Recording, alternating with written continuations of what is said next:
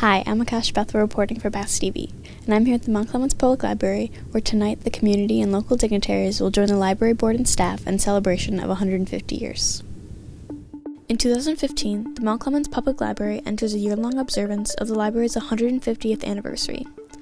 In 1865, the library was founded in an upstairs room of the old Union School building that stood on Grand Avenue. Silas Wood, the superintendent of schools and principal at the time, felt the need for a public library in Mount Clemens, and the rest, they say, is history. The library staff, board, and the rest of the community is proud that, in company with the Detroit Public Library, they are one of the two oldest public libraries in the state of Michigan. Oh my gosh, the things that I love about this library. I love that, first off, that it's in Mount Clemens, and it is such a part of the beating heart that is the basis of our community.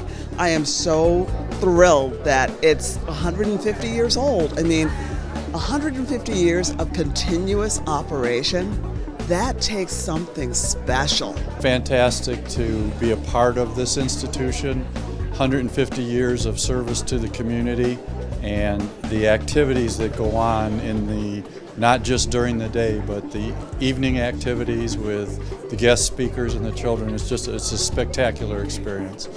And being a board member here, which I've been for many, many years, is a pleasure. Well, I think it's amazing. I mean, considering that there's only two libraries in the whole state of Michigan that are 150 years old, I think that has a lot to say.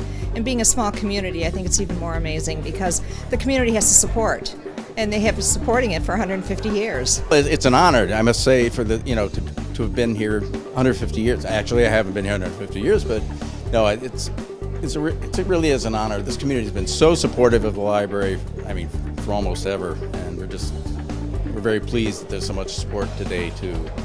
And as you can see, with so many people, and Congressman Levin was here, and our esteemed mayor, and many other good people as well. In commemoration of this long trek, many people share their thoughts and memories of this institution. Not only has the Mount Clemens Public Library been around for what seems like forever, they've also accomplished goals and overcome many obstacles that have headed their way, including agricultural growth and advanced technology. Well, I like a lot of things. I spent a lot of time here when I was in high school, and then with my kids, we spent a lot of time here. But I think first of all, I think the staff is very knowledgeable, extremely welcoming, and I think, that makes the place feel very comfortable and you want to come because they're here to help you and you just feel comfortable.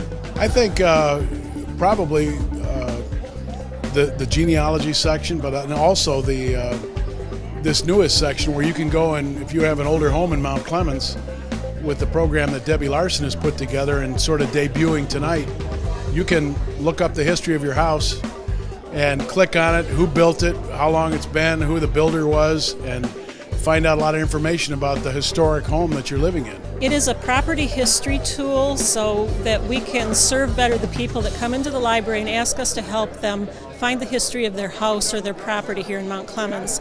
That's a very painstaking job. It's tedious work. The only thing we could do for them before was say, well, there are the records, go ahead. Now we've synthesized everything that we have. We brought the property records, the newspaper articles, the census records, the deed records, the old photographs all together into one record. They can search the database by their street address or their property tax ID number and bring up everything we know about their property in one place on the internet. Well, when I first moved here, this was one of the first places I actually came because I didn't know anything about Mount Clemens. And I've always been sort of a big historical type person. So this was the place I came. I met Don, I met a couple of people. It's employed my daughter. She was a page here in high school. And when I finished the school board, Don asked me if I'd be interested in being a library board member, and I told him, yeah. I like books, and I think it's a good thing to promote and keep. A lot of cities are losing libraries, and I hope Mount Clemens never does. This building was built, the original, not the original, but the Carnegie building was 2 blocks from my school. So I would say on a weekly basis I was probably here 4 or 5 times a week. Sometimes in the high school years when we would have football practice, it wouldn't be immediately after school, so half the football team would come to the library, do their homework, go back and practice football. So it was a part of everybody's life in this community. To celebrate this milestone, the library has opened a public exhibit on their century and a half of history. This exhibit will run throughout the spring and will be available for viewing during all library service hours. There will also be special events all through the year, including a birthday bash this summer.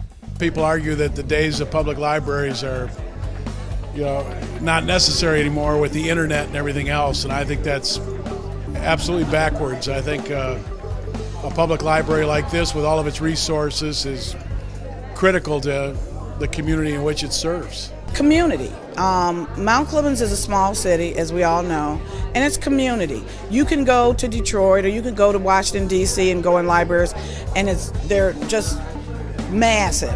But this is a small, quaint community library taking care of the community, and that's what I like the most about it.